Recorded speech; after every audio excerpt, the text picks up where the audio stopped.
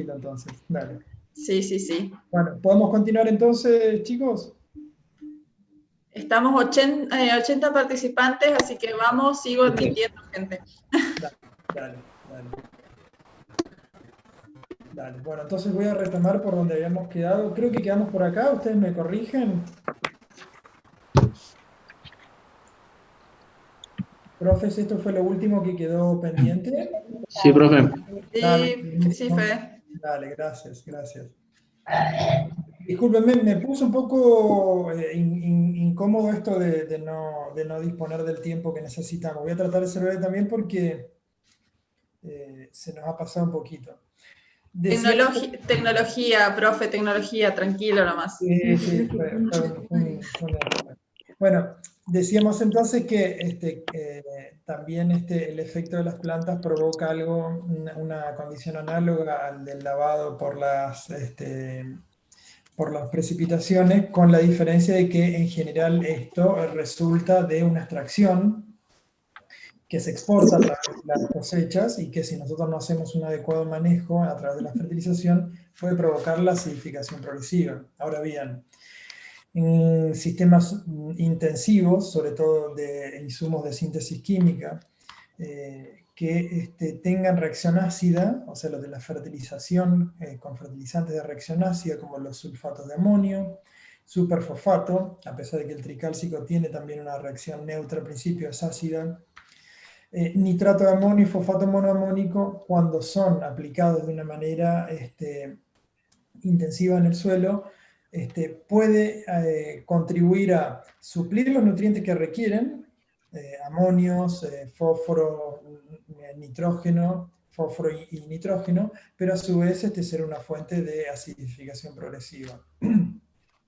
Esto se da bastante también en producciones intensivas, por ejemplo, bajo cobertura plástica.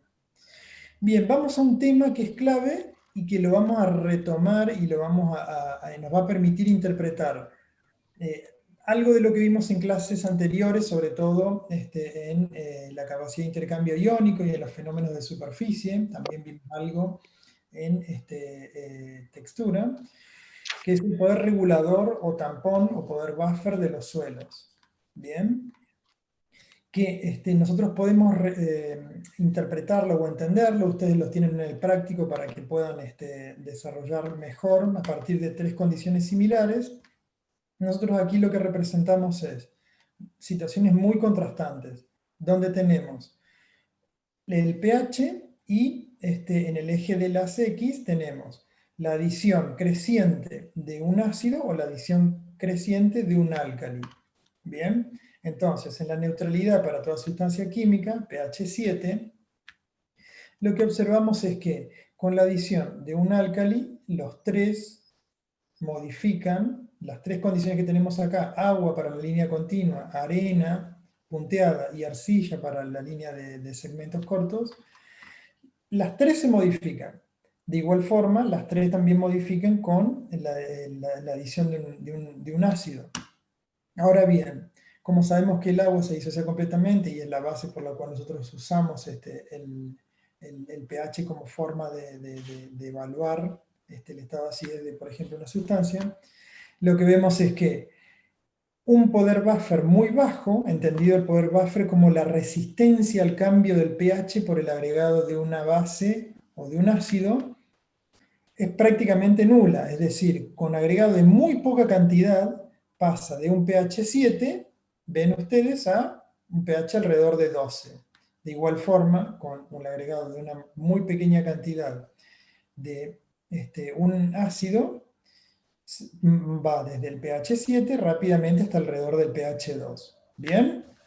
Ahora, tenemos como ejemplo el otro extremo que tenemos aquí, que es el de las arcillas, donde tenemos una curva que está suavizada, que para este caso, su condición natural es un poco por debajo del pH 7, o sea, de la neutralidad de las sustancias químicas. Esto es lo que suele ocurrir en el suelo, la acidez no es estrictamente pH 7, sino ligeramente menor. Y lo que observamos es que, en comparación con el agua, que es el caso extremo, adicionándole una unidad, por ejemplo, de una base, modifica, pero no lo hace tan bruscamente como lo veíamos en el agua. Al adicionarle una base, una unidad de un ácido, también se modifica, pero no lo hace de manera tan brusca como el agua. Y en el ejemplo intermedio, que es como en general solemos pedirles que lo ejemplifiquen, por ejemplo, una arcilla, un suelo más bien franco y un suelo más bien arenoso. En el suelo arenoso lo que observamos es que su capacidad reguladora se dice que es menor. ¿Por qué? Porque si suponiendo que la unidad es esta, el cambio por la adición de una unidad es mucho menor comparativamente con el cambio de pH para un suelo arenoso. ¿Me siguen? Entonces, ¿cuál es la conclusión que se puede obtener de un gráfico como este, que es el que ustedes tienen en el práctico?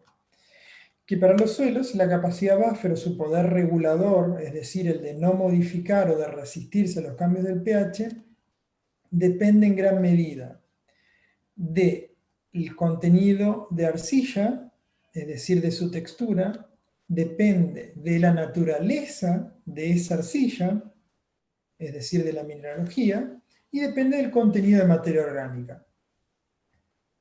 Viéndolo, como lo hemos visto en otras oportunidades, de la proporción de coloides que tenga ese suelo. Es decir, al igual que la capacidad de intercambio catiónica es mayor, con la mayor proporción de coloides también, y con el tipo de coloides que predomina, la capacidad de buffer de un suelo también será mayor. Cuanto mayor sea el contenido de materia orgánica, mayor sea la proporción de arcilla y cuando las arcillas sean más reactivas. ¿Bien? Y van de la mano, tanto capacidad de intercambio iónico como la capacidad buffer de los suelos. Y eso es muy importante, sobre todo cuando hablamos en las últimas unidades de salud y calidad ambiental, porque permite que los suelos tengan un rango de funcionalidad para atenuar o absorber sustancias que son tóxicas para los cultivos, porque su capacidad buffer es mayor. Ahora bien, ¿en qué influye la acidez? Nosotros, la acidez en realidad es una unidad es una unidad resumen. ¿Por qué? Porque la acidez está vinculada con la agregación de los suelos, con la actividad de los organismos relacionados directamente con la agregación, naturalmente con la disponibilidad de los iones hidrógeno, como recién acabamos de ver, con la toxicidad de aluminio y manganeso, de acuerdo al grado de acidez que tenga, y a la disponibilidad de nutrientes. En sí misma, la lectura o medición del pH no nos dice de qué cómo se están dando los procesos, pero nos da una pauta de en qué condición nos encontramos. Por ejemplo, ¿se acuerdan que cuando veíamos agregados y la estabilidad, veíamos que suelos donde había una alta proporción de sales que se disociaban completamente, la agregación era buena, porque esos iones hidrógenos generaban una buena agregación. Hacían que esa doble capa difusa que veíamos anteriormente se contraiga, al contraerse la distancia entre las micelas era menor y provocaba lo que nosotros necesitamos para que se dé el proceso de estructuración, que es la floculación del coloide. Entonces, la acidez puede estar favoreciendo o no que en un determinado suelo la agregación sea buena y sus agregados sean estables. De la misma manera, y también está relacionado de manera indirecta, la actividad de los organismos del suelo.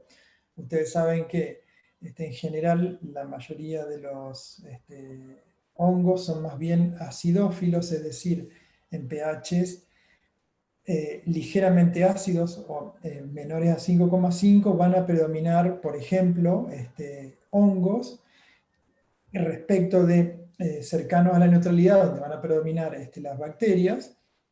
Como las bacterias son mucho más eficientes en la mineralización de la materia orgánica va a tener una calidad, que ya lo vamos a ver en clases sucesivas, diferente, pero a la vez la actividad va a ser distinta, tanto por el sustrato como por el resultado de la actividad microbiana. Tanto si el pH influye en la proliferación de hongos como en la proliferación de bacterias. De igual forma, recuerdan ustedes que lo habrán visto en otras unidades, en otras materias, que la nitritación y la nitratación se da por bacterias que son específicas y que funcionan a pH cercanos a la neutralidad. Por otro lado, también la disponibilidad de iones de hidrógeno, esto es súper entendible, lo vimos anteriormente, y puede hacer que estos iones de hidrógeno estén más disponibles y que, por lo que se vio también en la clase anterior y en otras clases, en relación, por ejemplo, a el efecto del ion común, que algunos nutrientes estén más o menos disponibles. Sabemos también que en determinados valores de pH, menores a 4,5, el aluminio toma formas solubles, esas formas solubles pueden ingresar a las plantas y provocar fitotoxicidad y merma en los rendimientos, lo mismo ocurre con el manganeso. Y como ustedes bien saben, la disponibilidad, cada nutriente tiene un rango de disponibilidad que está asociado a cómo reacciona de manera química con el medio o bien de manera indirecta a la actividad de los organismos del suelo. Por eso decimos que el pH o la reacción del suelo es una unidad integradora o resumen. Entonces nosotros vemos que, por ejemplo, el caso del nitrógeno tiene un ciclo similar al del azufre, porque las dos están asociadas al ciclo de la materia orgánica, y tienen una máxima disponibilidad cuando nos encontramos cercanos a la neutralidad, o con una acidez débil. Para los otros macronutrientes, en el caso del fósforo es bastante particular, y lo vamos a ver, que cercano a la neutralidad tiene una máxima disponibilidad que en acidez empieza a quedar no disponible porque está unido a otras formas que están solubles en el suelo y que complejan con el fósforo, o bien cuando los pH son muy elevados, nuevamente comienza a estar no disponible. Ahora también lo que vemos es que en estos rangos de pH, independientemente de la disponibilidad de fósforo, la mayoría de los cultivos ya tienen dificultades para su crecimiento.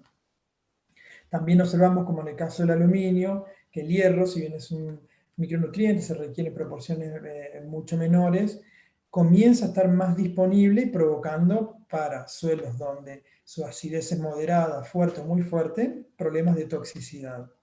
Lo mismo ocurre para otros micronutrientes, como el caso del manganeso, el boro, el cobre y el zinc.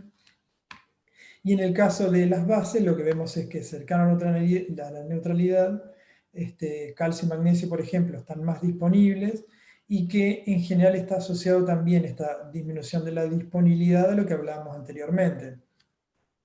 Estas sales, estas bases, pueden tender con mayor proporción de protones en la solución a perderse, sobre todo en suelos bien drenados, entonces empieza a haber menor disponibilidad tanto de calcio como de magnesio. Todas estas condiciones debemos tenerlas en cuenta al momento de un planteo productivo y a la corrección de la fuente de acidez y su origen. Como decíamos, el aluminio es un caso bastante particular porque provoca toxicidad, y aquí tenemos dos criterios para analizarlo. Por un lado, en sus valores absolutos a partir de su titulación, es decir, cuando nosotros detectamos mayor a 2 centimol carga por kilogramo de suelo de aluminio intercambiable, ¿se acuerdan? Ese aluminio que estaba absorbido a la superficie de la partícula sólida y que actuaba también como fuente de acidez. Si se encuentra mayor a 2 centimol carga, empieza a ser un problema para la mayoría de los cultivos. Ahora bien, en general suele ser más fácil de interpretarlo cuando hablamos de qué tanto de ese aluminio está saturando el complejo de cambio. Y vemos que para la mayoría de los cereales, cuando más del 30% está saturando ese complejo de cambio por aluminio, es tóxico para la mayoría de los cereales. Para los cultivos en general, y como ejemplo el maíz, la tolerancia es un poquito mayor del 40%, y como es de esperarse para cultivos que son más sensibles o calcícolas, como el caso de la alfalfa, con un 4% de saturación de aluminio ya empieza a ser un problema. Entonces, como regla general, nosotros tomamos en términos de concentración o valores absolutos, 2 centimol carga, como moderadamente tóxico y dependerá del cultivo y de las otras condiciones. Mayor a 3 ya es alta la evaluación de aluminio intercambiable y es tóxico, y menor a 1,5 no representa problemas o no representa toxicidad. Pero siempre que lo contrastemos con el porcentaje de saturación de ese aluminio en el complejo de cambio. Ahora, como lo hablábamos anteriormente, las diferentes especies también tienen estrategias, así como lo vimos tanto para la dificultad para convivir en exceso de agua o cuando no tienen suficiente oxígeno, también existen tolerancias a la acidez. Algunas especies modifican la morfología radicular para poder tolerar esa acidez. En algunos casos, por ejemplo, secretan sustancias que permiten modificar el pH en la zona de la rizósfera, que son distancias muy cortas respecto de la raíz, que permiten mantener disponibles los nutrientes que van a ingresar a la planta. En otros casos, el aluminio puede trasladarse desde las raíces hasta zonas donde se acumulan, como en el caso del té, para evitar que, continuando en el circuito vascular de las plantas, puedan provocar toxicidad. Entonces, por ejemplo, en el caso del té, una de las estrategias que tiene es la de acumularlo en tallo, y es una forma de evaluar si ese aluminio para otro cultivo, por ejemplo, puede llegar a ser tóxico. Como nos pasamos antes, les propongo seguimos un ratito más y después hacemos un intervalo, si les parece.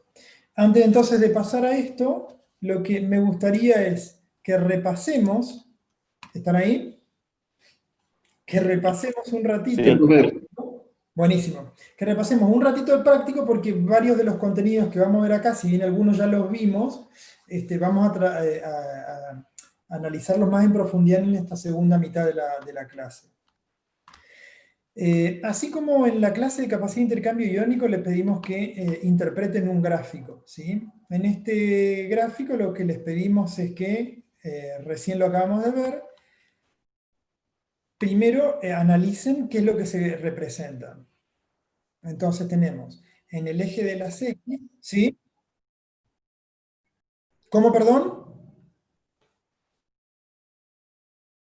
¿Están viendo No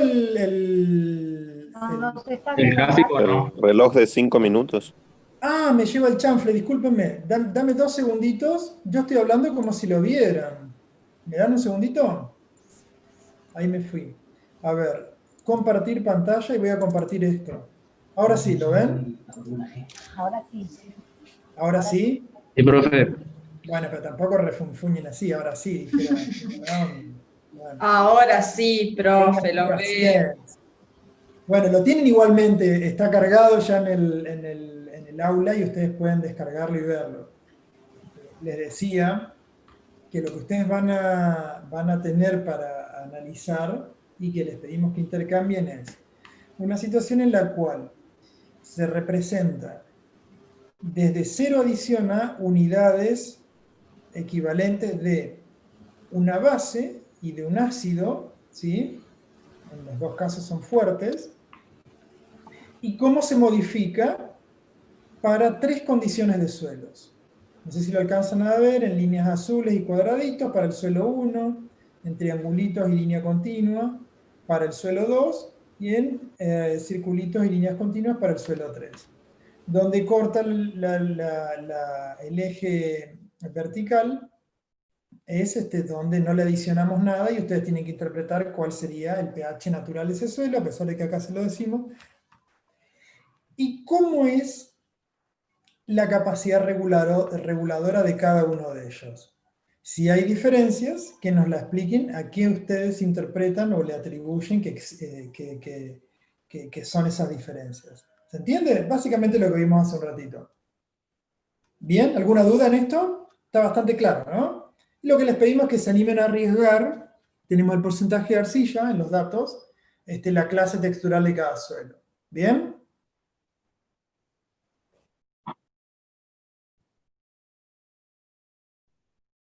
Sí, igual acá se los decimos, ¿no? Pero la idea es que ustedes puedan ver, por ejemplo, para este suelo que dice 5,8, este que está acá, ¿de qué manera podría yo interpretar que dice 5,8 para poder graficarlo cuando en el examen le pedimos grafiquen una curva de titulación de un suelo para interpretar la capacidad buffer? Y que ustedes le pongan un valor de pH en el cual es el pH natural de ese suelo. ¿Está? ¿Se entiende? ¿Se entendió la consigna o no? Bien.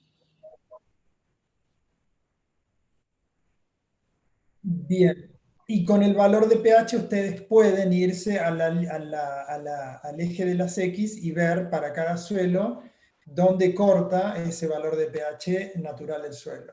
¿Bien? Bien. Bueno, después lo que hacemos es le damos datos, que esto es lo que yo les pido que tengan especial atención en la segunda parte, que es una muestra de suelos que, por ejemplo, les mostramos que son para los primeros 20 centímetros, tiene un pH de 4,5, que aquí ustedes ya podrían ir pensando, ¿no? Si no les mostramos el resto de la columna, si no les mostramos de acá para acá, ¿qué podrían asumir a partir de este pH? De lo que vimos hasta ahora. Que se puede presentar problemas con aluminio, Bien, bien. ¿Por qué? porque va a ser tiene muy soluble y va a ser demasiada tóxico carga. para las plantas. Bien, entonces a partir de este valor de pH, que ya es un valor de acidez ya marcado, el aluminio puede encontrarse en formas que están solubles y ese aluminio puede ser un problema de toxicidad para las plantas. Si no vemos la capacidad de intercambio y vemos la cantidad de centimol carga por kilo de suelo de aluminio, estamos en 2. ¿Qué dirían ustedes de acuerdo a este dato? Ya es tóxico. Y está ahí en el límite, ¿no? ¿Sí o no? 2 dijimos, 2,1 tóxico, 1,9 no tóxico, y no sé. ¿Qué podríamos llegar a hacer acá como un cálculo rápido para poder interpretar si puede ser tóxico o no? ¿Qué otro valor diagnóstico podríamos hacer? Muy bien. ¿Se acuerdan cómo era eso? Sería 2 dividido 20. Ahí está, por 100. ¿Bien? Y ahí lo sacan. Buenísimo, están afiladísimos. ¿Bien? Bueno, ahora le da estos datos, le da el valor de densidad aparente. ¿Bien? ¿Qué podrían calcular ya con este valor solo? Que lo vamos a necesitar y ya lo vimos antes. Con este y con este. El peso de la hectárea. Súper, vamos todavía, bien, y necesitaba escuchar una estudiante para que no sea solamente los varones que gritan y hablan. Muy bien. Entonces, si quieren ganar un poquito de tiempo, siempre les digo lo mismo, calculen el peso de la hectárea y se quedan tranquilos. Ya está, ya saben cuántas toneladas o megagramos tenemos en los primeros 20 centímetros. ¿Está? Ya calcularon también la saturación de aluminio y ya tienen una sospecha de que puede llegar a ser un problema el aluminio. Y encima estamos en la unidad acidez, así que por ahí viene. Bueno, pero para que no sea tan fácil, ponele que esto es fácil, los profes macanudos les presentan este gráfico, donde se representa la variación del pH, y lo que vemos aquí es el porcentaje de saturación de base. ¿Me siguen o no? ¿Qué sería esto del bueno de Hissing? Danger, busquen, dale, rápido, ¿qué era? Silencio. ¿Podría repetir la pregunta, profesor, por favor? ¿Se acuerdan de Hissing? El bueno de Hissing que se rompió la cabeza para hacernos más fácil las cosas. Había 5 valores de Hissing, ¿se acuerdan? Eso sería T, T es la la capacidad. SIC total. Bien, pero cuando lo expresábamos en porcentaje, Ah, Sería B. la B de G5. la B corta de Hissing, bases de B corta, no era medio bruto nomás Hissing, pero bueno, ponele, ¿sí? Esta es la B corta de Hissing, ¿sí? Que si ustedes ponen la escala a la inversa, esto es 0, esto es 10, esto es 20, 30, y así sería el valor I de insaturación, ¿o no? ¿Sí? Sí, profe. Bien. Recuerdan lo que la profe les decía la clase pasada. Un sistema estable, suelo, a pH 7,2, esto es 4. Esto es 0, 2, 4, 6, 8. Acá estamos en 7, ¿me siguen o no? Más o menos por acá. 7,2, ¿se acuerdan que la profe les decía? Ya es un sistema estable, tenemos 100% de saturación de bases. Eso está interesante para comprobarlo y cuando lo grafiquen tengan en cuenta esto, ¿sí? Dependiendo del autor, 7,5, 7,2, el sistema está estabilizado y la saturación de bases es del 100%. ¿Bien? Bueno, entonces acá lo que les pedimos es que calculen la cantidad de carbonato de calcio puro en kilogramos por hectárea para llevar de 4,5 acá a, ¿cuánto dice? A 6,5. Este 6 acá. ¿Bien? Estoy hablando en chino mandarín, ¿verdad? ¿O no? No se depriman. Ahora lo vamos Sí. a resolver y van a ver que lo van a poder hacer ustedes. Si yo lo puedo hacer, ustedes lo pueden hacer seguro. Lo importante es que entiendan la consigna. Entonces acá le pedimos que calculen la cantidad de carbonato de calcio puro, ¿bien? Y en la segunda parte de la prueba le decimos que prueben usando una formulación. Que como hay una parte complicada, también hay una parte que alguien estudió un montón más para decir, busquemos una forma más sencilla, que es esta que propone Camprad, que lo que dice es que la cantidad en 1000 equivalentes de calcio que necesitas es 1,5 por la del aluminio intercambiable. ¿Está? Como el aluminio intercambiable lo tenemos ya calculado por la titulación, usamos el factor de Camprad y vemos cómo, usando un criterio, que es este, el de saturación de bases, puede diferir el contenido de calcio en carbonato de calcio aplicado que usando, por ejemplo, la formulación de Camprad. ¿Bien? Y acá le damos el valor, valores de peso molecular y de peso atómico del carbonato de calcio y del calcio, así como lo vimos en la clase de SIC, para que ustedes puedan calcularlo. ¿Bien? Vamos al próximo. Acá le pedimos que ustedes asocien 3 métodos, que es lo que vamos a ver en esta segunda mitad, con su fundamento. Esto es relativamente sencillo y la idea es que a ustedes les quede el método con el fundamento, para que ustedes primero por asociación y después por definición puedan explicar y definir qué método usarían para cada condición. ¿Bien? ¿Está bailando el chat? Ah, una S. Bien, sigo. En el punto número 4, les proponemos que utilicen o sugieran un método para corregir la acidez del suelo, bien, para 2 suelos que han sido mostrados a la misma profundidad, con pHs diferentes, los dos tienen problemas de acidez, pero las fuentes de acidez son distintas y el grado o la intensidad de esa acidez es diferente también. Le damos el valor de SIC y le damos el valor de aluminio. Entonces, con lo que ya vimos hasta ahora, ¿qué podrían decir del suelo 1? ¿Cuál podría ser la principal fuente de acidez? Bien, bien. ¿Podría llegar a ser un problema el aluminio intercambiable en ese suelo? Mayor a 2 centimol. Está por encima, ¿verdad? Claro, ya sería un problema, ¿verdad? Y de la densidad aparente, ¿qué otra cosa podrían inferir? Ya, Un suelo arcilloso, bien. Un suelo arcilloso con un pH de 4 en los primeros 20 centímetros, con una capacidad de intercambio iónico de 16 centimol carga por kilo y 4 de aluminio, y tiene que estar en nuestra zona, para nuestra región, del norte de Corrientes o más todavía de la región de Misiones, ¿verdad? Mientras que para el caso del suelo 2, ¿qué podríamos decir con los datos que tenemos acá? ¿Podría ser un problema el aluminio? ¿No tiene problemas de aluminio? En principio el aluminio no sería la fuente principal de acidez, su acidez no es tan manifiesta, no es tan marcada, ¿bien? No es tan fuerte la acidez. Y una capacidad de intercambio y una densidad aparente más cercana al franco, ¿no? Entonces acá lo que vamos a querer es corregirlo, ¿para qué?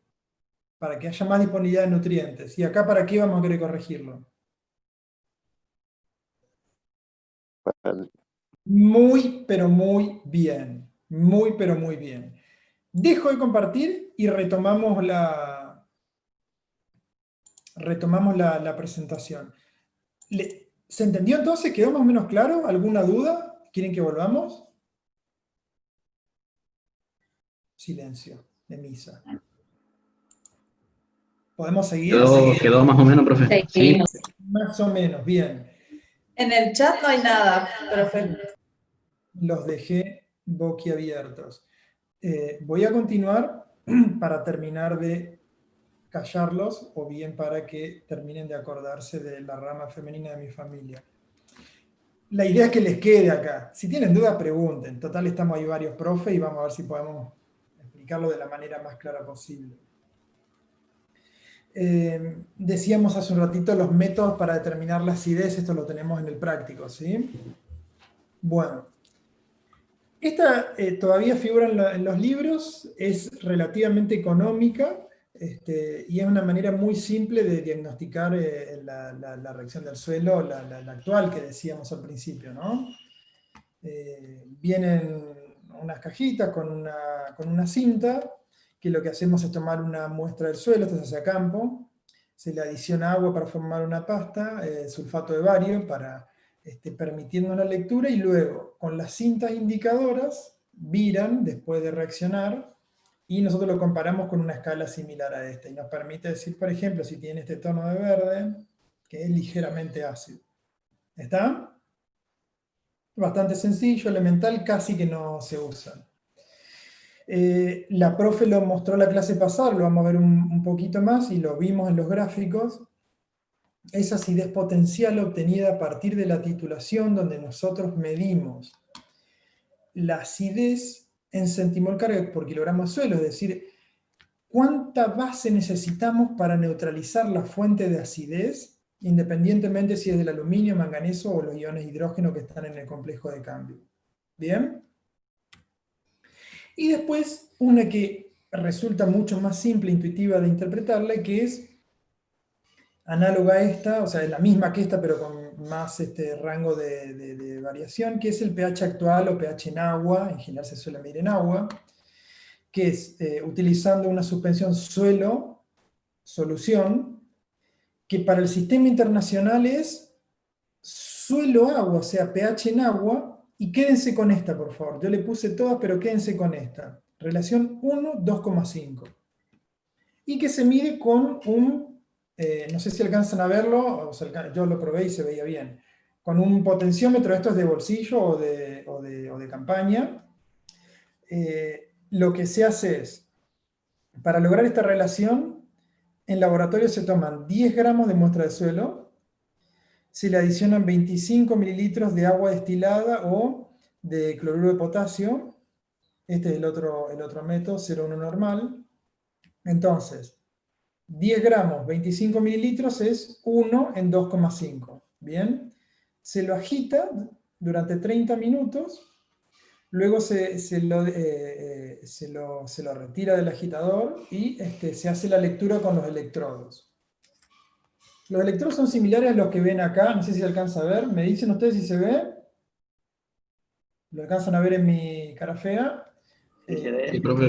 Un electrodo de vidrio que tiene, en realidad, los electrodos convencionales de Calamel, que lo que tienen es, miden la diferencia de potencial, entre potencial hidrógeno, entre el sensor y un electrodo de referencia. A ver si lo alcanzamos a ver en la pantallita. No sé si lo alcanzan a ver, ahora no va a leer nada porque no está sumergido en la suspensión, pero la mayoría, tanto los de laboratorio como los de campaña, leen valores, como ustedes vieron, de pH y de temperatura, porque es una variable muy sensible al cambio de temperatura. Bien, y al igual que todos los instrumentos de medición, requiere de calibración previa en soluciones buffer, o sea, soluciones que tienen un pH de 4 y de 7, en el rango donde vamos a medir, para luego hacer las lecturas. Bueno, ¿qué factores afectan la medición de pH y por qué usamos después los diferentes? Perdón, voy a ir un ratito para atrás. Cuando ustedes hablan de acidez activa o pH actual, método potenciométrico, el sistema internacional es pH en agua, 1, 2,5. 1 de suelo, 2,5 de la solución, que en general suele ser agua destilada. Pero, para algunos casos se puede usar o cloruro de potasio o cloruro de calcio, en las concentraciones, normalidades que se explican aquí, que en general suelen utilizarse para fines de investigación. Son mediciones más precisas, pero que no son las convencionales que dan los laboratorios. Bueno, ¿qué factores afectan la medición del pH? El efecto de la dilución, lo vieron en química, lo van a seguir viendo. En general, cuando se aumenta la dilución, tienden a haber más iones polivalentes en la superficie, entonces suele aumentar un poco el pH.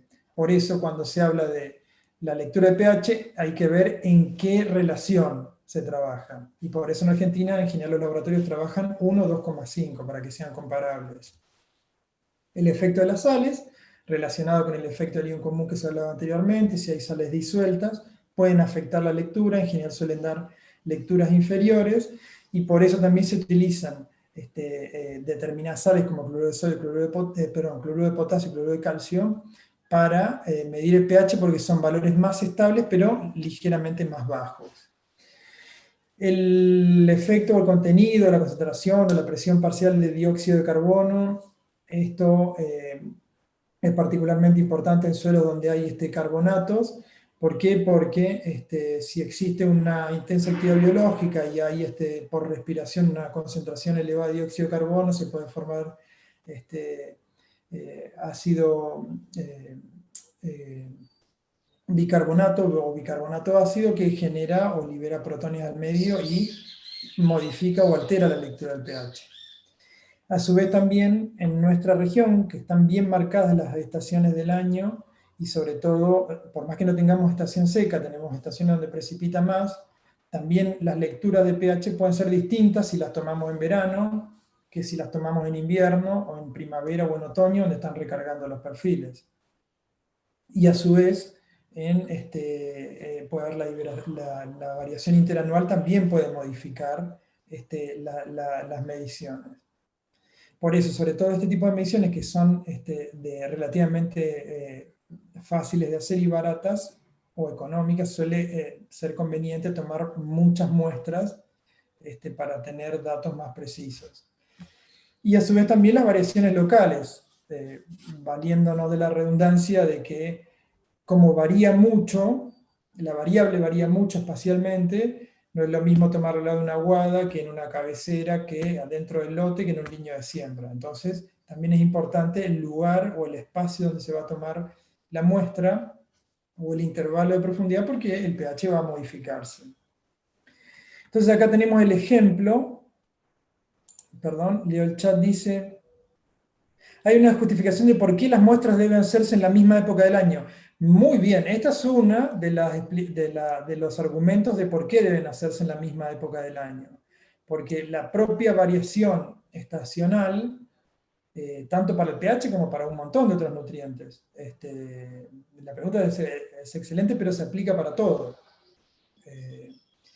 Si estamos en una temporada de precipitaciones, las precipitaciones, por ejemplo, tenemos arcillas que trabajan, se contraen y se expanden de acuerdo al contenido de humedad. Si la hacemos en una temporada húmeda, puede darnos una densidad aparente. Si la hacemos en una temporada seca, podemos perder por disolución parte de las bases y dar un valor de pH que sea diferente de otra. Entonces, para ser comparables, todas las condiciones deben ser comparables. Y uno de los factores controles que tenemos es tomar la muestra en la misma época del año. Aquí vemos el ejemplo de el rango de reacción del suelo cuando usamos pH en agua en 1,2,5, ¿sí?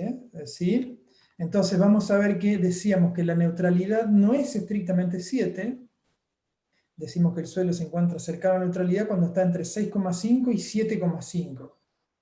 Bien, va a estar en condiciones ligeramente ácidas entre 5,5 y 6,5, y vean ustedes que a partir de que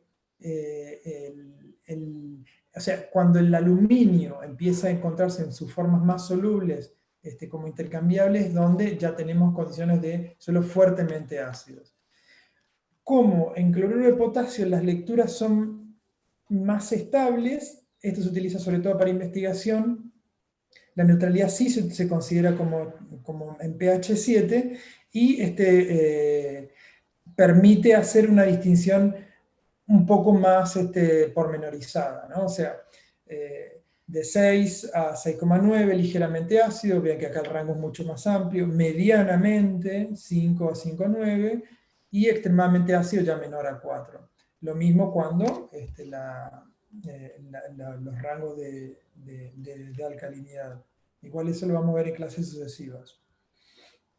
Bien. Ahora bien, si nosotros detectamos que esa acidez puede llegar a provocar o una merma en el rendimiento o una dificultad en el normal crecimiento de los cultivos, nosotros lo que tenemos, o lo que solemos hacer, o la herramienta que nosotros tenemos, es la de la corrección de esa acidez.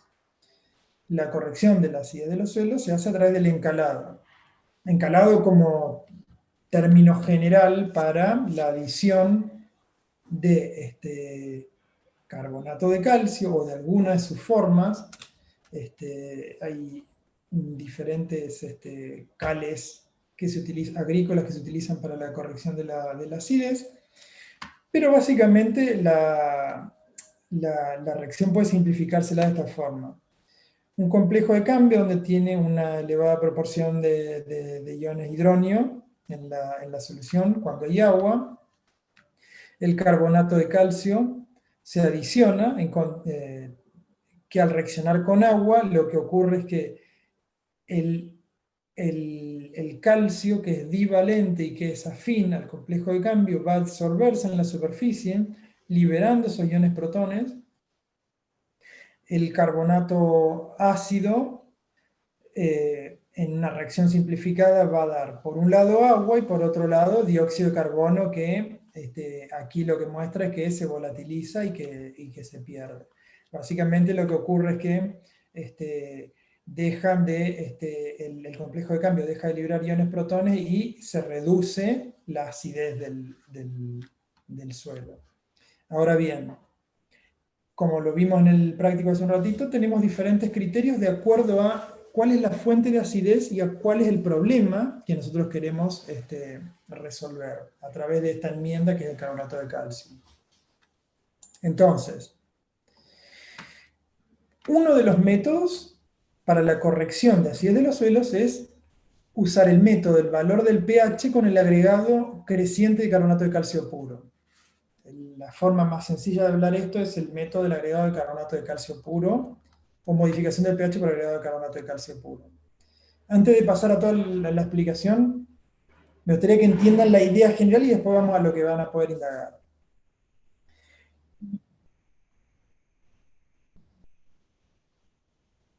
Bien, gracias por la pregunta. En realidad, usamos este método cuando nuestra fuente de acidez, o sea, cuando el problema grave no es el aluminio, sino que lo que queremos es mejorar el pH o llevarlo a un pH más cercano a la neutralidad, es decir, estamos en el rango de los ligeramente ácidos, o moderadamente ácidos, mejor dicho, y queremos llevarlo a más cercano a la neutralidad para que los macronutrientes estén más disponibles.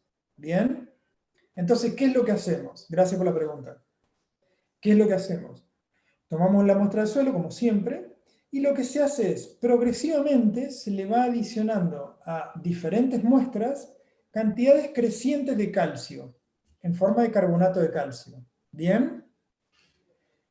Hacemos la solución, la suspensión, y dejamos que actúe el calcio en la reacción como la vimos aquí, que el calcio desplace al ion hidrógeno. ¿Bien? Y luego lo que hacemos es, por método potenciométrico, medimos en cada una de esas concentraciones crecientes el pH. ¿Hasta dónde? Hasta el valor de pH que nos interesa a nosotros modificar. ¿Me siguen? Entonces, si por ejemplo, agregándole X cantidad de carbonato de calcio, se llegó al pH que yo deseo, por ejemplo 6, estaba en 5 y quiero llegar a 6, entonces esa es la cantidad en proporción a la masa de suelo que yo utilicé, que voy a llevar al campo como carbonato de calcio puro. ¿Bien? Ahora sí voy a valerme de las otras herramientas. ¿Cómo se hace el trabajo en laboratorio? Se toman 10 Erlenmeyer para un mismo muestra problema de suelo, porque se hace por duplicado, ¿sí? Se coloca 20 gramos de suelo en cada uno de los Erlenmeyer. Y luego, a un primer Erlenmeyer, por duplicado, o sea, al primero le adiciono 10 miligramos de carbonato de calcio puro.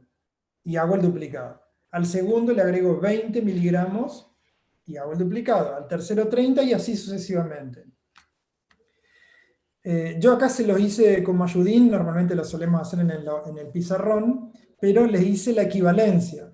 10 miligramos por 20 gramos de suelo es equivalente a agregar medio kilo de carbonato de calcio por cada tonelada de suelo. ¿Bien? Y así de manera progresiva. Luego lo que se hace es, se le agrega 150 mililitros de agua destilada a cada uno de los Erlenmeyer y se lo agita durante 3 horas. ¿Para qué lo agitamos durante 3 horas? Para que haya un íntimo contacto y que el calcio pueda ubicarse en la superficie de la matriz sólida. Y luego lo que se hace es, se separa el sobrenadante y con los electrodos, como les mostrábamos hace un ratito con el pHímetro, se lee la variación de pH. Y uno esperaría que en este tengamos un valor de pH, en este sea un poquito mayor, en este un poquito mayor, en este mayor y así sucesivamente. Y acá tenemos una forma de representarlo, donde en el eje de las I's tenemos la cantidad en toneladas de carbonato de calcio y cómo el pH va aumentando. Y son distintos tipos de suelos, ¿no?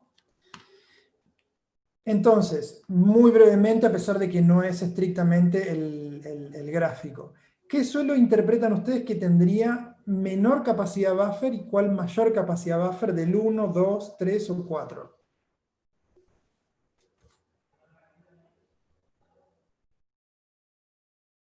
¿El 4 mayor o menor capacidad buffer?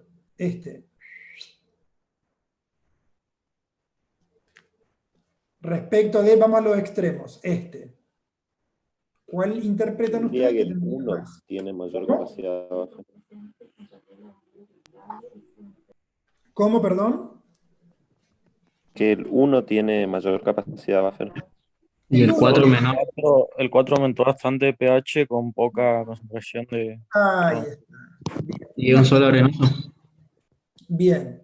Sin leer, no se hagan los listos, sin leer qué tipo de suelo es, podemos ver aquí que, asumiendo que todos, pongamos lo siguiente, partimos de 5,5 de pH de estos suelos. Si no, no tendría razón. Si estamos en 6,5 no tendríamos razón de querer corregirlo. Pongámosle que estamos en 5,5. Si nosotros le adicionamos, por ejemplo, hasta, para llevarlo a 6, requerimos muy poca cantidad de carbonato de calcio, ¿sí? Para modificar un punto el valor de pH. Vamos a tomar el extremo del suelo 1. Tenemos suelo 5,5, vamos a necesitar mayor cantidad de carbonato de calcio, ¿sí? Desde aquí hasta más o menos por aquí, para llevar desde pH 5,5 hasta pH 6. ¿Me siguen el razonamiento? Volviendo a... ¿Sí? ¿Pregunta? No, digo que se entiende, profe. Bien, bueno. Vamos a quedar entonces en el método y el procedimiento. ¿Qué es lo que hacemos? Tomamos una muestra de suelo como siempre, la molemos, la tamizamos, la colocamos en Erlenmeyer en una cantidad que nos permita obtener una proporción. ¿De qué? De cantidades decrecientes de carbonato de calcio. Lo dejamos actuar con el reactivo de carbonato de calcio, y luego de 2 a 3 horas de agitado, y se supone que ya se estabilizó, leemos el pH. Imagínense que esto hacemos para un suelo, esto acá está ejemplificado para 4, perdón. Entonces lo que después hacemos nosotros es ver si lo que queremos llevar es de 5,5, por ejemplo, a 5,75, y lo que hacemos es subir de esta manera. O si, por ejemplo, queremos ir de 5,5 a 6, nos situamos en el valor de pH al cual queremos movilizarnos y vamos hasta el eje de las IES para ver la cantidad de carbonato de calcio que vamos a necesitar adicionarle por hectárea. ¿Bien? Bueno, este es uno. ¿Cuándo lo usamos? Cuando lo que queremos hacer es mejorar la disponibilidad de los nutrientes por llevar el pH más cercano a la neutralidad. Ahora bien, este es un ejemplo como el que tienen en el práctico, donde tenemos una curva de titulación de un suelo, tenemos el porcentaje de saturación de bases, está muestreado de 0 a 20 centímetros, un suelo que parece ser que es arcilloso, ¿bien? Con un pH de 4,5, más o menos por acá, ¿me siguen? 22 centimol carga por kilogramo de suelo, y lo que queremos ver es calcular el carbonato de calcio puro usando el método de saturación de base. Y acá sí ya nos establecimos nosotros el siguiente criterio, que lo queremos llevar a 6 de pH. ¿Por qué? Porque en 4,5, la condición natural, podemos tener problemas de aluminio o no, pero lo que queremos es llevarlo a pH 6. Recuerden que no necesariamente debemos llevarlo a 7 o neutralidad de esos suelos. Entonces yo voy a hacer la secuencia lógica y voy a ir desglosando para que podamos entenderlo juntos. ¿Quieren? Entonces, recién veíamos que si yo grafico la saturación de bases de Hissing, ¿qué era esto? Ah, está acá. El valor B de Hissing. ¿Me siguen? Yo estoy hablando solo como un loco, aunque sea, pónganme un pulgar arriba. Sí, profe, lo seguimos. Ahí está. Sí, sí. Bien, síganme hasta las últimas consecuencias. Vamos. Valor de insaturación, cuando está 100% saturado, cuando está cerca del sistema buffereado, tamponado a 7,2, todas las bases están saturadas, entonces de insaturación es 0. Y la escala es a la inversa. ¿Bien? ¿Cuál es el pH natural del suelo, dijimos? ¿Se acuerdan o no? 4,5. Bien. Entonces, ¿cómo entramos al gráfico? 4,5. Cortamos nuestra curva y bajamos. ¿Con qué nos vamos a encontrar acá? Con 45% de saturación de base, ¿sí o no? Bien. Que para esas condiciones decía que la SIC del suelo era 22 centimol carga por kilo de suelo, ¿sí o no? Y vimos en la clase anterior, que la profe les contaba, que en la notación anterior, 22 centimol carga es equivalente a 22.000 equivalentes por 100 gramos de suelo. ¿Bien? Nos propusimos llevarlo a 6 el pH. Entonces nos vamos al 6 de pH, bajamos, y nos dimos cuenta que la diferencia en el porcentaje de saturación, ¿cuánto es en porcentaje? 20. Desde el 45 al 65, 20. ¿Bien? O sea, ese 1,5 puntos de pH que queremos cambiar de 4,5 a 6 equivale al 20%, como bien lo dijo el compañero, de 45 a 65. ¿Va o no? Bien, sí, me dijo Elsa. Gracias, Elsa. ¿Seguimos? Bien. Profe, Yo necesito que me digan sí, profe, nomás. No me digan sí, profe, como... Dale, cuestionen. Bueno, esto lo hago porque yo soy muy cuadradito. Tengo aristas por todos lados. Sería un bloque angular en mi caso. Bien, yo suelo escribir otra vez los valores. Voy a mostrar un camino para resolver esto y después vean que vamos a probar alternativos. Pero el mecanismo de razonamiento difiere en cada uno, así que la idea no es condicionarlos. ¿Qué es lo primero que calculamos? ¿Se acuerdan que la profe les decía antes? Lo que queremos hacer es ver Del total de saturación, el 20% es lo que nosotros tenemos que modificar, ¿sí? ¿Cuánto de ese 20% representa en centimol carga? Si este es el 100%. Yo puedo multiplicar ese 100% por 0,2, ¿verdad? Y me va a dar los miliequivalentes que yo debería modificar.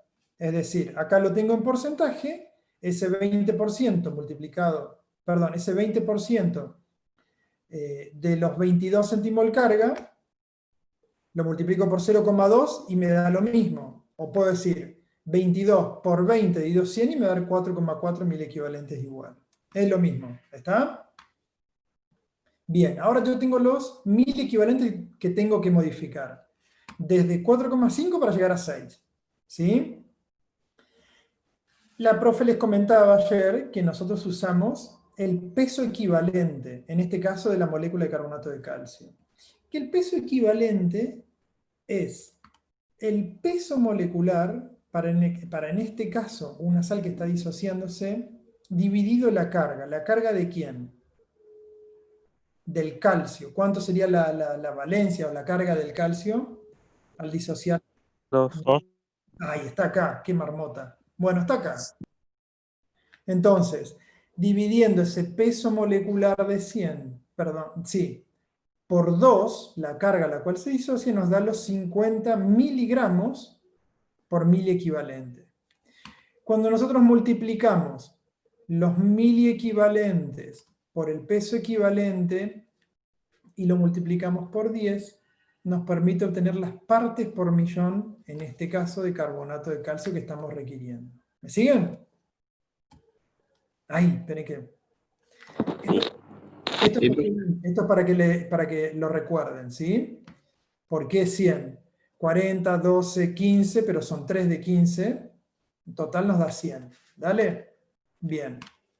Entonces, la cantidad en miliequivalentes que necesitamos por 100 gramos de suelo, por el peso equivalente, esto es peso equivalente, nos da miligramos por gramos.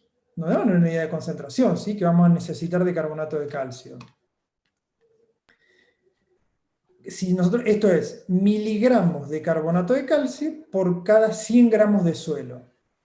Si lo llevamos a kilogramos por kilogramo es 0,0022 kilogramos de carbonato de calcio por cada kilo de suelo. ¿Se acuerdan de séptimo grado? El sistema internacional que era kilogramo. ¿Se alcanza a ver el cursor? ¿Se alcanza a ver el cursor ahí? Sí, profe. Voy a correr la coma hacia la derecha. Síganme ustedes, ¿sí? Kilogramo, hectogramo, decagramo, gramo, decigramo, centigramo, miligramo. 2.200 miligramos por kilogramo de suelo. ¿Sí? ¿Sí o no? Eso... Sí, profe, me dice completamente resignado el compañero. Eso que les acabo de mostrar, ténganme paciencia, es equivalente, decir 2.200 miligramos de carbonato de calcio por kilogramo de suelo, es lo mismo que decir partes por millón. ¿Sí?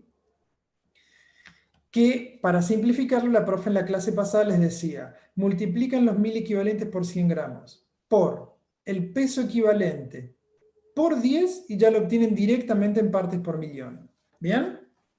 O por millón, como se dice en mi idioma. Bien, les decía antes, para ganar tiempo, saquen el peso de la hectárea. ¿Cómo era el peso de la hectárea? Me voy a ir para atrás. ¿Cómo era? ¿Se acuerdan? 100 por la profundidad, por densidad aparente. Bien, bien. El frente del lote por el fondo del lote por la profundidad, que era 20 centímetros, por la densidad aparente. ¿Bien? Expresé yo acá para complicarla nomás en megagramos por metro cúbico, nos da 2.200 megagramos, o lo que es lo mismo, 2.200.000 kilogramos. ¿Vale? Bien. Ahora, nosotros sabemos cuántas partes por millón de carbonato de calcio necesitamos. ¿Sí? ¿Cuánto pesa nuestra masa de suelo en los primeros 20 centímetros. Ahora lo que tenemos que hacer es ver cuánto equivale estos partes por millón en estos 2 millones. Entonces, si en un megagramo necesitamos 0,0022 megagramos de carbonato de calcio, en 2200 megagramos, 4,84 megagramos. Confieso que esta es la forma más retorcida. Vamos a una forma menos retorcida. Si en 1.000.000 de kilogramos, ¿sí?, partes por millón, tengo 2.200 kilogramos, estoy usando esta fórmula que es partes por millón. Si en 1.000.000 de kilogramos tengo 2.200 partes por millón, 2.200 kilogramos de carbonato de calcio, en 2,2 millones, ¿sí?, tengo 4.480 kilogramos de carbonato de calcio. Entonces, para llevar de 4,5 a 6,5 el pH, usando el método de la saturación de bases, necesitaría 4,84 megagramos de carbonato de calcio por cada hectárea o 4.840 kilos por cada hectárea. ¿Se entendió? Piensen que esto es son casi 5.000 kilos en una hectárea. Imaginen que esto es un carrito, más la distribución, más la incorporación, o sea, es un montón de plata. Por eso es tan importante que ajustemos este cálculo. Gracias, Camila. Vamos a verlo de otra forma, vamos a tratar de analizarlo de otra manera. Seguramente a ustedes les resulte, a algunos de ustedes les resulte más cómodo así, a algunos les pueda resultar más cómodo analizarlo así, algunos pueden analizarlo así u otros de esta manera. Sí. Pero eso es el mínimo que nosotros deberíamos suplementar para llevar el pH de 4,5 a 6,5. A ver, esta es una forma de modificar el pH de 4,5 a 6,5 usando el criterio de saturación, ¿sí? O sea que yo lo que digo es que del total de centimol carga de la capacidad de cambio, necesito el 20% que esté ocupado por carbonato de calcio, en realidad por calcio, aplicado en fórmula de carbonato de calcio. ¿Se entiende?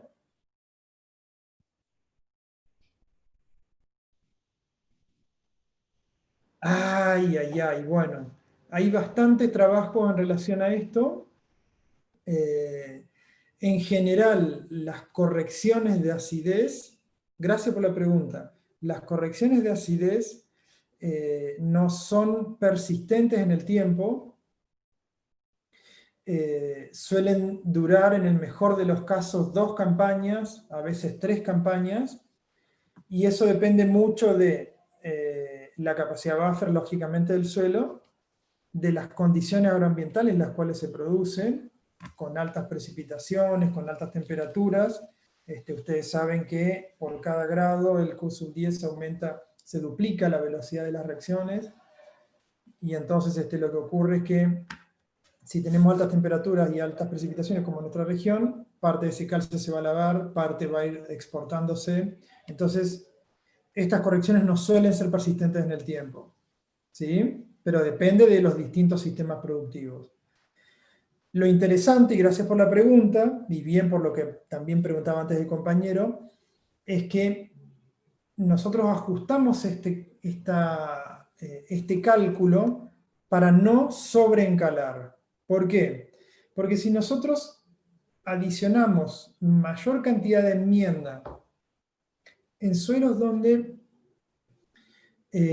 tienen buena estructuración por ejemplo, como lo hablamos antes, tener arcillas de tipo candita, que al deshidratarse, recuerdan ustedes que formaban agregados muy fuertes, que son vulgarmente las pseudoarenas, por su diámetro, tienen buen drenaje, pero una estabilidad estructural muy buena. Si nosotros sobreencalamos, lo que hacemos es, sobreencalado por no manejar bien estos cálculos, o bien porque no usamos el criterio adecuado y lo que queremos es llevarlo a la neutralidad cuando naturalmente ese suelo no funciona bien en condiciones de acidez.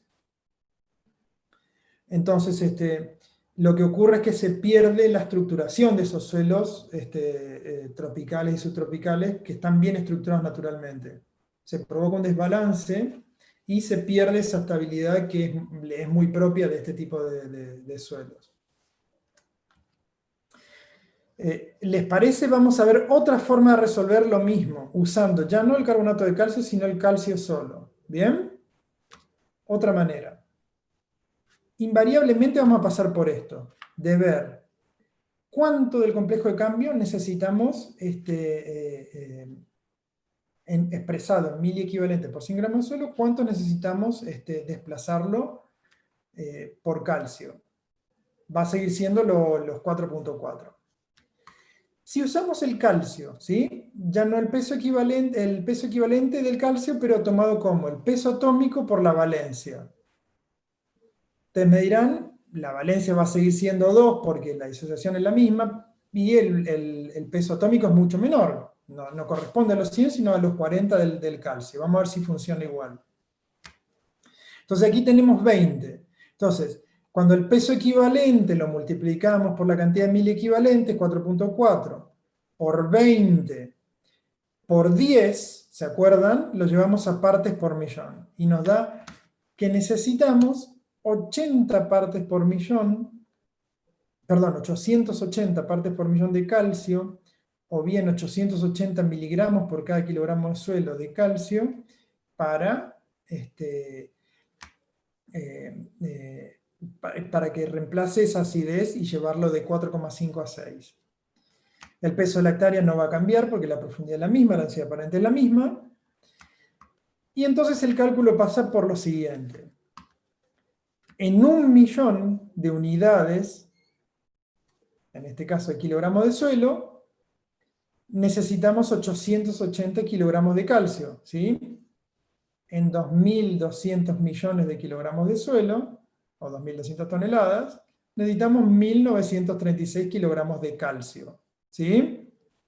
¿Por qué usamos el calcio? Porque el calcio en realidad es la parte reactiva de ese carbonato de calcio. Ahora bien, nosotros no aplicamos calcio solo. Aplicamos calcio en forma de carbonato, y de ese 100, ¿se acuerdan que de 100, que era el peso molecular del carbonato de calcio, 40 corresponden al calcio? Dicho de otra forma, el 40% de esa molécula es calcio. Entonces, si en 40 kilos de calcio lo obtengo con 100 de carbonato de calcio, 1.936 kilos de calcio los voy a obtener con 4.840. O sea, el valor es exactamente el mismo. Lo que pasa es que usamos la relación que tiene el carbonato de calcio en el peso de la molécula. Bien, vimos este criterio. Vamos a ver otro criterio diferente, que es el de la neutralización por aluminio. Acá ya nos encontramos en la situación que hablamos anteriormente, que era que el aluminio se encuentra en formas solubles, liberando iones de hidrógeno, o bien en la solución de suelo como aluminio intercambiable, perdón, absorbido en la matriz mineral como aluminio intercambiable. Acá está lo que les mencionaba, que el sobreencalado provoca un desbalance, deficiencia de micronutrientes y destrucción de la estructura. Entonces, para suelos que son ácidos y que la acidez se debe al aluminio, lo que usamos es el criterio de neutralizar el aluminio de intercambio y no ya modificar el pH para subirlo a un valor deseado, por ejemplo 6. Entonces, lo que hacemos es corregir la acidez del suelo usando el método del aluminio intercambiable. Que esto es lo que la profe les explicaba cuando veíamos la clase, perdón, cuando veíamos la clase de capacidad de intercambio iónico. lo que se hace es, a partir de una muestra de 10 gramos de suelo, se le agrega cloruro de potasio, se lo agita, se lo agita durante 30 minutos, se lo deja reaccionar, luego se centrifuga, se extrae el sobrenadante, y luego se titula. Se titula a pH 8,2, ¿bien? Y todo el hidróxido de sodio que va a virar a rosado, que usamos para neutralizar ese sobrenadante que nosotros lo tenemos como una fuente de acidez, nos va a dar la cantidad de acidez intercambiable, ¿sí? Independientemente si es hidrógeno, aluminio o manganeso, titulando totalmente nos va a dar la acidez intercambiable. Ahora bien, a ese extracto se le agrega, a una parte de ese extracto se le agrega, que la idea es que ustedes sigan secuencialmente para ver simplemente cómo llegamos a este valor. Ácido clorhídrico no normal, y luego se lo compleja para poder separar el aluminio y nuevamente titularlo con ácido clorhídrico 0,1 normal, y ahí sí obtenemos la cantidad de miliequivalentes de aluminio intercambiable.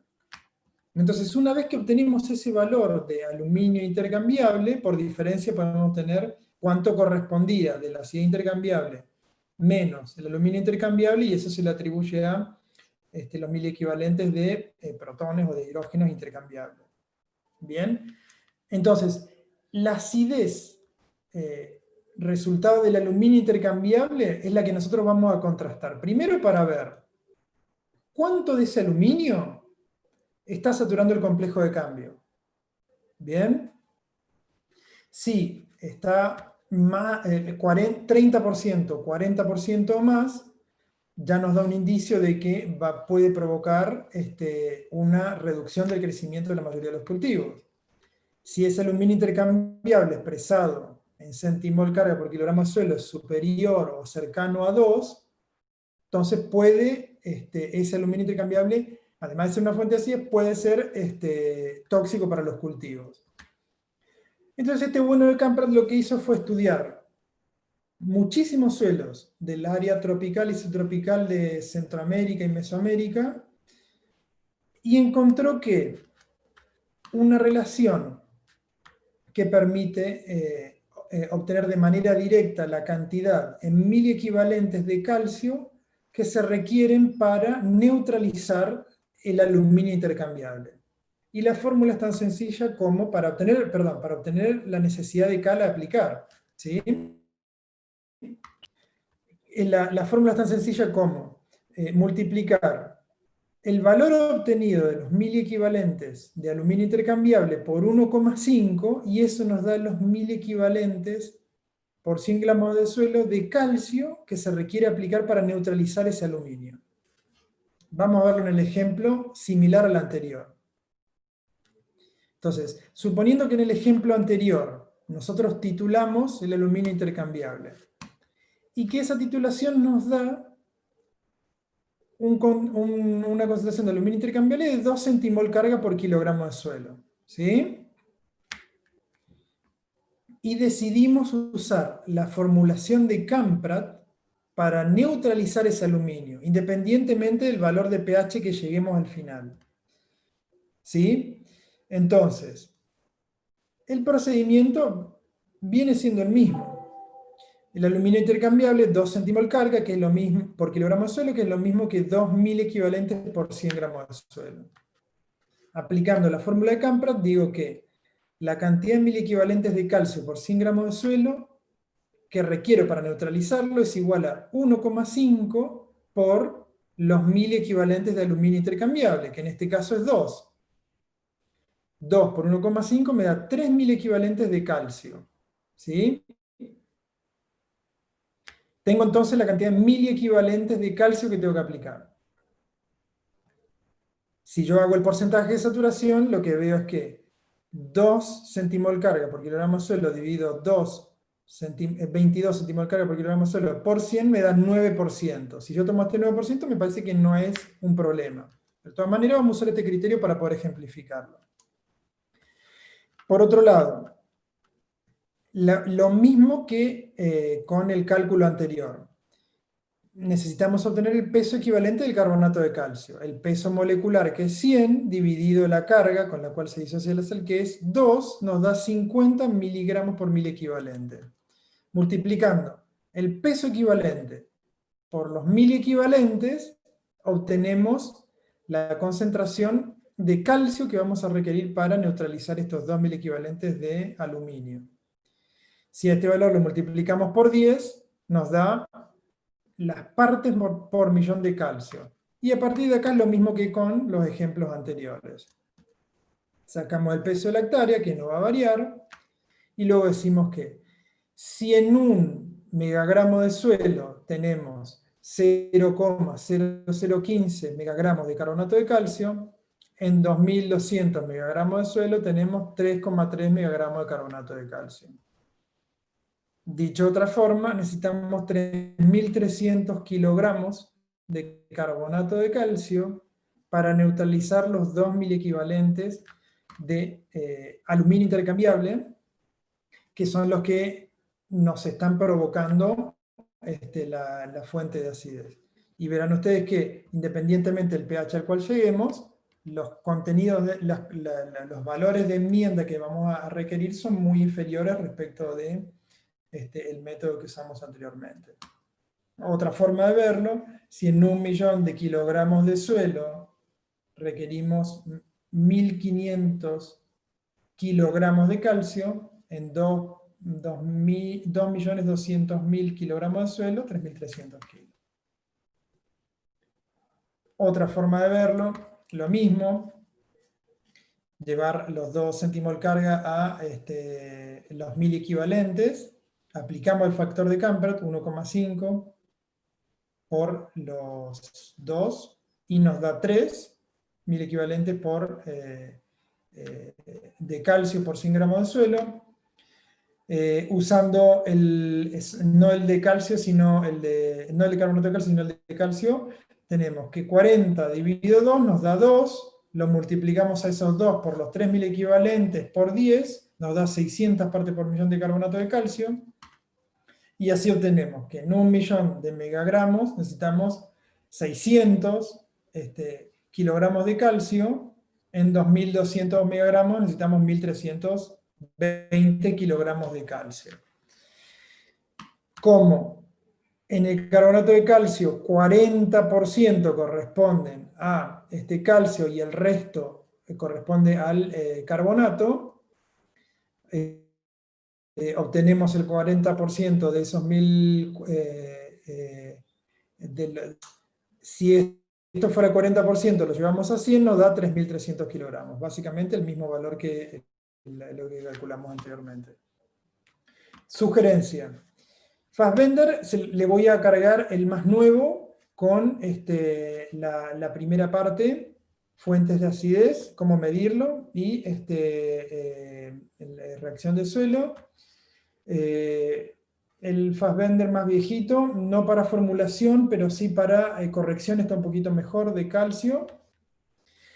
El de Garavito tiene para corrección de acidez, y también tiene fundamentos, y el de Porta que tiene más las generalidades.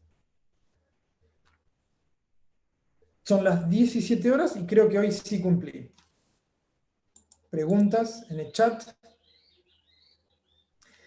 Tomás Vela dice, el resultado representa que necesitamos 1.320 kilogramos de cal por hectárea, ¿verdad?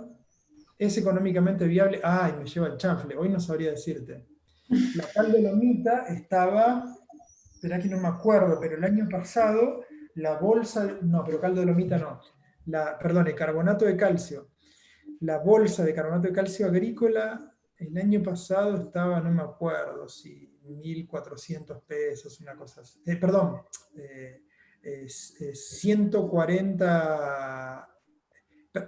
340 pesos.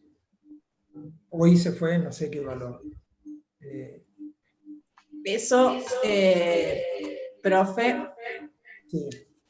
Dejo de compartir, vuelvo, así me veo la cara y pueden abrir la... Los resultados, los costos económicos, está muy bien que lo tengan en cuenta, porque cualquier proyecto que lleven adelante van a tener que tener en cuenta esto.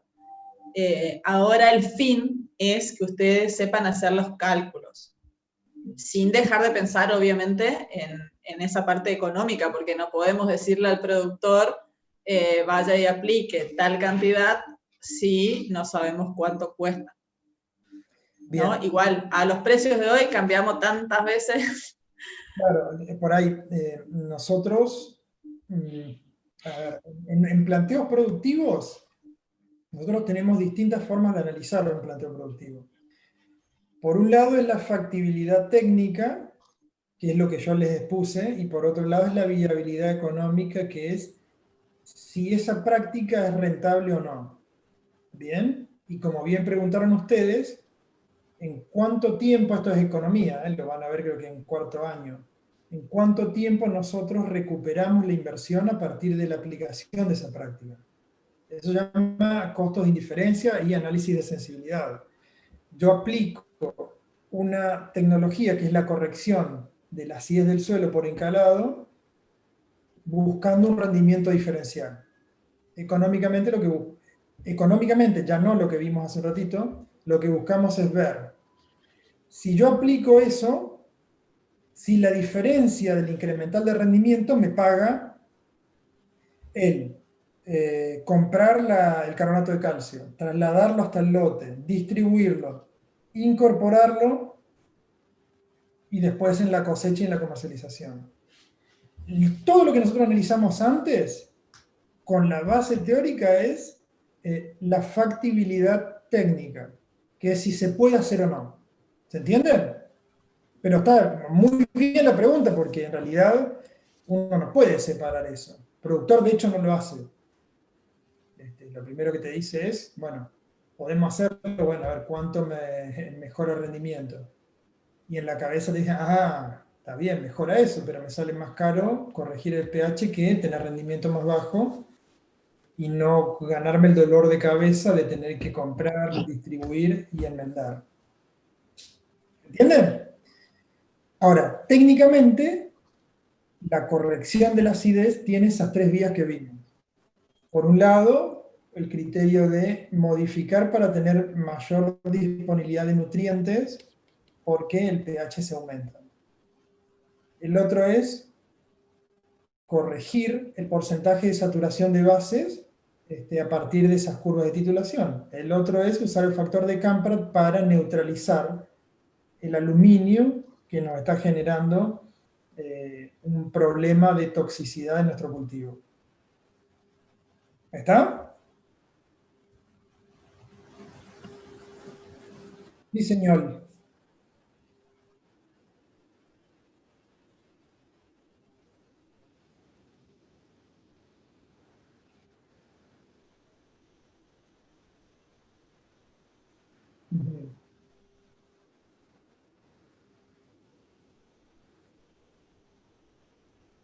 La reacción viene siendo la misma, ¿sí? O sea, un catión divalente, que es el calcio, al reaccionar en el suelo con agua, se disocia, el calcio es afín, va a desplazar a los iones que están saturando ese complejo de cambio y va a permitir que esas formas que están solubles del aluminio pasen por aumento del pH, perdón, a formas que son menos solubles. De esa manera reducir la fuente de acidez y el riesgo de toxicidad. Si el aluminio no está soluble a pH mayores a 4,5, no va a ser tomado por la planta. Si no es tomado por la planta, pierde el efecto, o reduce, mejor dicho, reduce el efecto negativo de la toxicidad por haber una alta proporción de aluminio intercambiable en la solución. ¿Me entienden? El funcionamiento de la enmienda es el mismo, ¿eh? Lo que cambia es el criterio que elegimos nosotros para corregir esa fuente de acidez. ¿Alguna otra consulta, chicos? ¿Chiques? ¿Chicas? Profe, en el del factor de Kram's, el Campra. 1,5, exacto, el 1,5 es de los pH, pero de este caso nomás, ¿no? Que pasaba de ¿Cómo? 4,5 a 6. De nuevo, En la ¿cómo?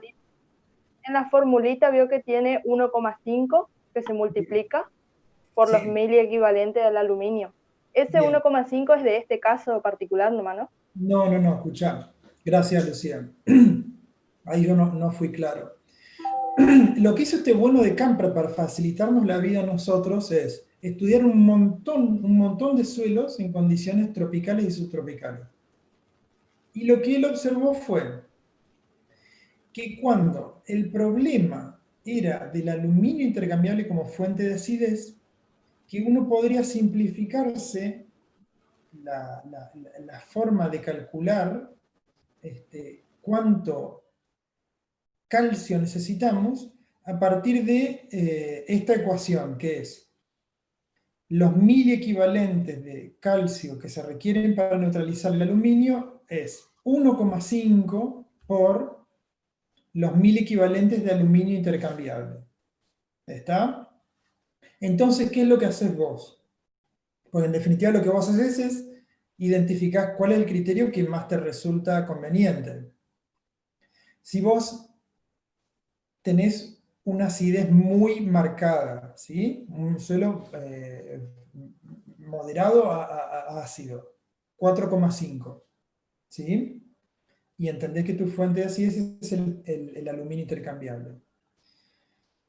Cuando lo titulás y obtenés que, por ejemplo, tiene 3 centimol carga por kilogramo de suelo, y que esos 3 centimol carga representan alrededor del 30%, por ejemplo, de la saturación, entonces vos decís, bueno, voy a usar el método de Camprad para neutralizar el aluminio intercambiable como fuente de acidez.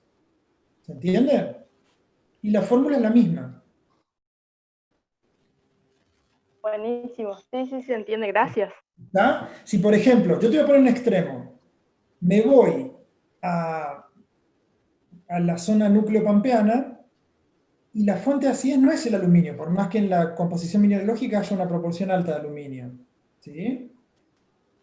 La fuente de acidez es la acidez progresiva por intemperización de los minerales y, por otro lado, la aplicación de muchos fertilizantes, que son anúcleos, soja, maíz, trigo, girasol, más al sur papa, se van acidificando.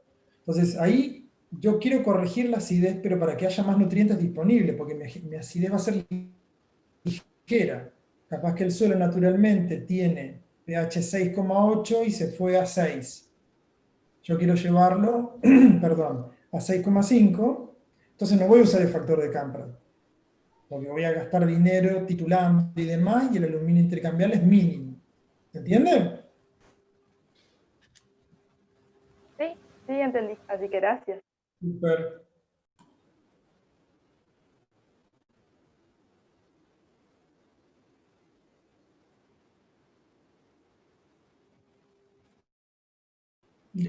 Después léanlo en el Fassbender. Yo les voy a subir ahora el capítulo para que ustedes puedan verlo y vean que está estudiado para esas condiciones. Entonces, tenés que, por más que sea una función de AFO-transferencia o PO-transferencia, tenés que limitarte al uso a partir de los cuales se obtienen los datos.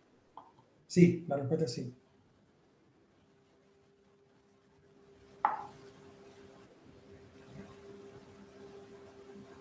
Agustín dice, ¿cómo se aplica la enmienda? ¿Es necesario que se realice una labranza para que entre en mayor contacto el carbonato de calcio con el suelo? Bien, gracias, Agustín. A ver, uno tiende a idealizar esto, ¿no? Y sacás ahí, por ejemplo, no me acuerdo, ¿qué valores obtuvimos en kilos por hectárea de la enmienda? Ayúdenme, porque yo me recontra olvido, yo sí me gaga. Había algo de 3000 y pico de kilos. Creo que era 3800, ingeniero. Bueno, ponele. uno podría pensar que esos 3.800 se aplican de manera uniforme en los 20 centímetros, ¿sí? Más o menos, de todo nuestro suelo. Ahora, nosotros, por ejemplo, lo que queremos es corregir la acidez en la platabanda o en el lomo donde nosotros vamos a realizar, por ejemplo, el trasplante de la yerba mate. Vamos a ubicarnos en un cultivo que sea común de la zona. Vos podés referir ese cálculo a la superficie donde vas a colocar o donde vas a colocar el plantín de yerba al momento de trasplantar. ¿Está? ¿Me seguís? ¿Me siguen? No sé si Agustín y el resto. Sí, sí, ingeniero.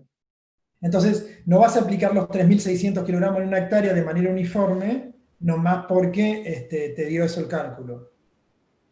Digamos, una resolución ingenieril más ajustada sería corregir la acidez en lo más localizado posible. Si vas a hacer un cultivo de cobertura total, por ejemplo, una pastura, posiblemente sí lo hagas. Ahora, siempre que aplicas una enmienda, esa enmienda y ese cálculo que hicimos va a ser para los primeros 20 centímetros. Entonces, cuando vos haces el muestreo, se hace la aplicación, no sé si alguna vez vieron las tolvas esas tipo estercoleras viejas, es como una caja grande que tiene una apertura de luz con una luz, donde se coloca la enmienda en la caja, y a medida que va avanzando el rodado agrícola, va cayendo el material. Y uno tiene que calcular la velocidad de avance y la velocidad de descarga para que sea lo más uniforme posible. Si nosotros lo incorporamos con una labranza, eso va a entrar más en contacto y va a ser más rápida la corrección de la acidez. Si no, hay que esperar a que se produzcan las precipitaciones y recién ahí que esperar los resultados de esa corrección. Mejor hecho el procedimiento de distribución, más eficiente es la corrección de la acidez. Gracias, ingeniero. ¿Esa era la pregunta? ¿Por ahí va? Sí, sí, sí, eso era. Claro. Muchas gracias. No, por nada. Vean que no es pavado lo que estamos diciendo, ¿no? O sea, es mover mucho. ¿El agregado de cal no favorece la formación de costras? A ver, Andrés. Si nosotros adicionamos el carbonato de calcio, lo incorporamos, en el mejor de los casos lo que va a hacer ese calcio es favorecer la estructuración. ¿En qué sentido?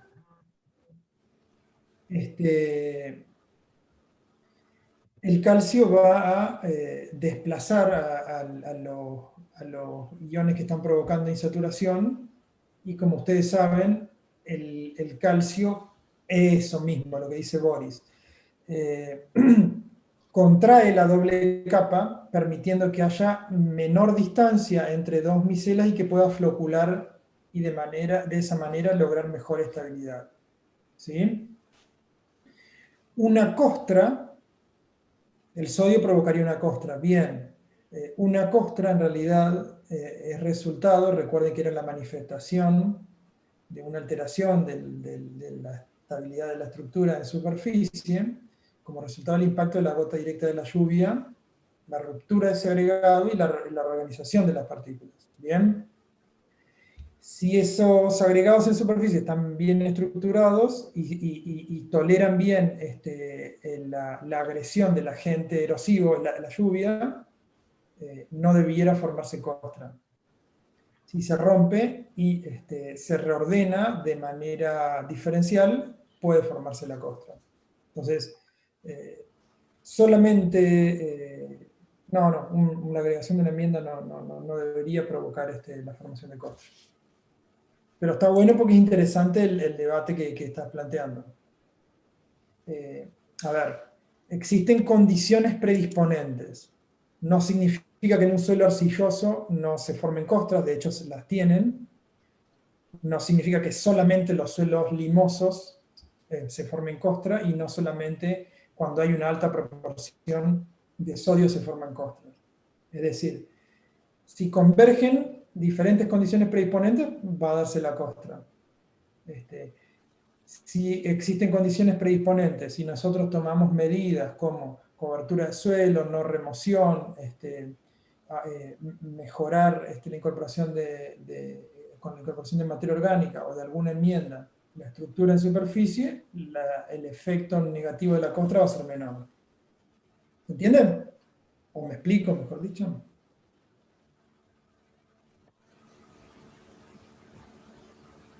Bueno, como verán, sí.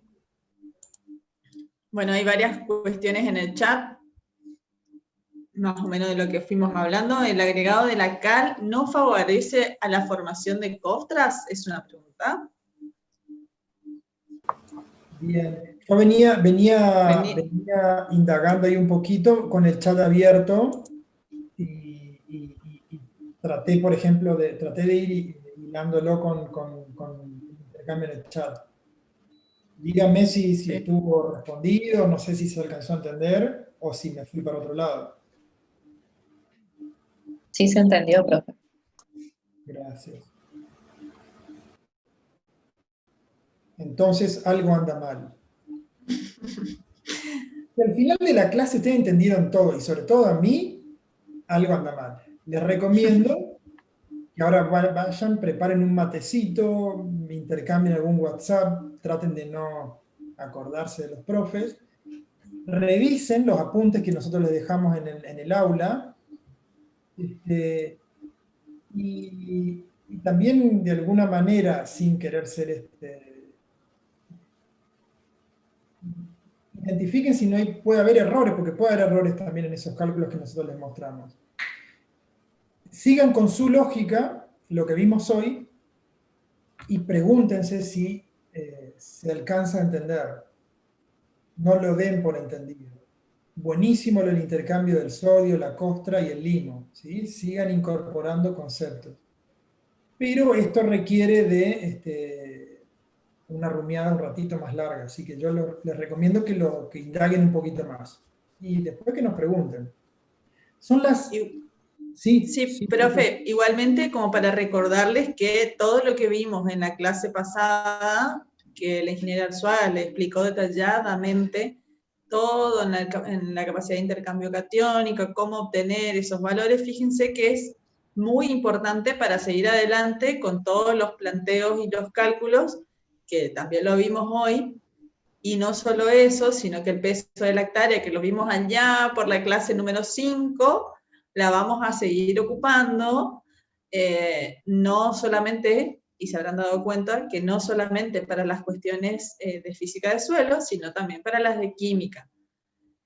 Repasen, aparte de eso y de la lógica misma, del entendimiento de por qué pasa una y otra cosa, o por qué usamos una metodología y otra, repasen también los cálculos, porque también mañana vamos a seguir trabajando con esa misma lógica de cálculos, donde van a tener que tener en cuenta la densidad aparente sobre todo, y qué es lo que queremos hacer.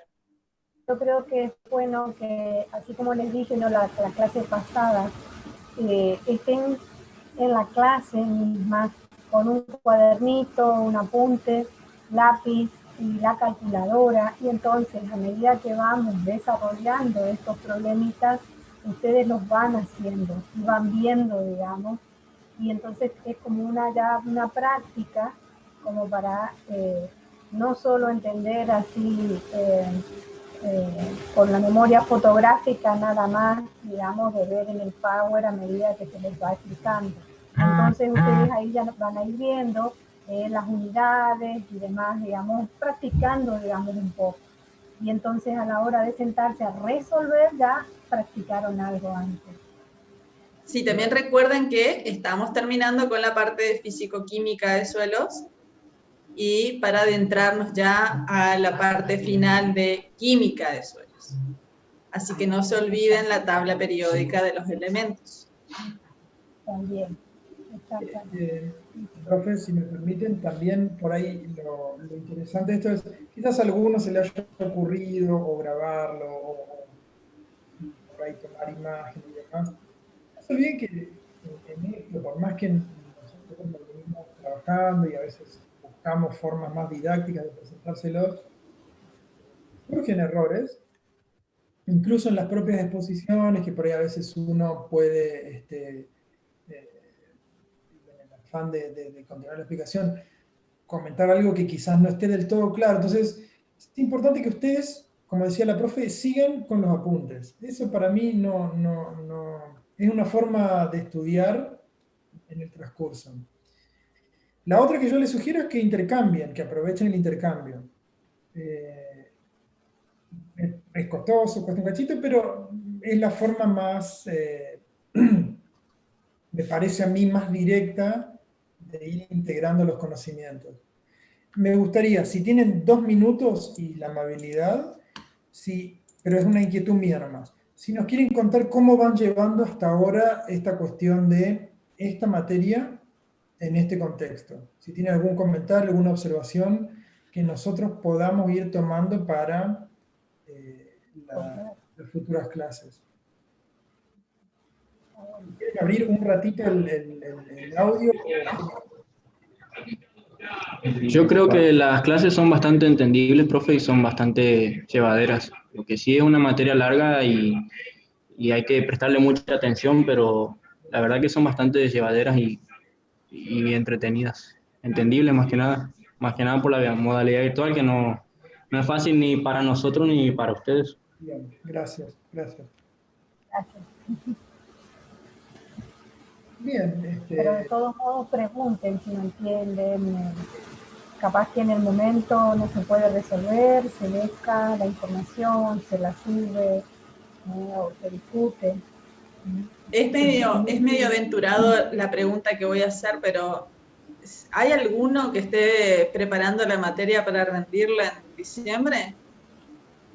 Si es así, les recomiendo que consulten, aprovechen estos espacios y estén al tanto de que la próxima consulta va a ser en breve, así que tengan en cuenta eso para la mesa de diciembre. Bien. Vayan pensando en lo que les acabo de decir de qué cosas sería interesante ir corrigiendo. Mejor, cuanto antes nos lo dicen, más fácil para nosotros si se puede, ya lo podemos aplicar cuanto antes. Claro. En realidad se trata de mejorar el servicio. Y la otra cuestión es que en mi caso particular, y ya los libero, no he recibido consultas en relación a los coloquios. Es pesado, uno tiende, por la naturaleza, voy a hablar por mí, a dejar lo que menos nos gusta para más adelante. Hagan el esfuerzo porque cuando nos querramos acordar les va a tocar exponer el coloquio y una cosa es presentar algo,